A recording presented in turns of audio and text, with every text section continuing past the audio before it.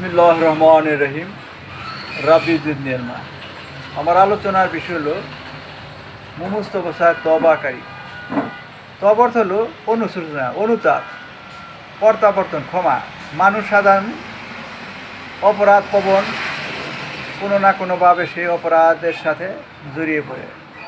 মন আল্লাহ তা থেকে পরিত্রাণের জন্য তওবার ব্যবস্থা রেখেছেন, আর এটি অপরাধ সংগঠিত হওয়ার পরপরই তাৎক্ষণিকভাবে করতে হয়।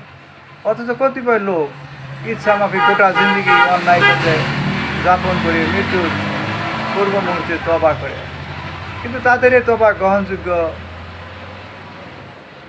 নয়। আল্লাহ তাআলা বলেন, আল্লাহ অবশ্যই সেসব লোকদের তওবা কবুল করবেন যারা অজ্ঞাতবশত মন্দ কাজ করে এবং সত্য তওবা করে। এরাই তারা যাদের তওবা আল্লাহ কবুল করেন। আল্লাহ সর্বজ্ঞ প্রজ্ঞাময়।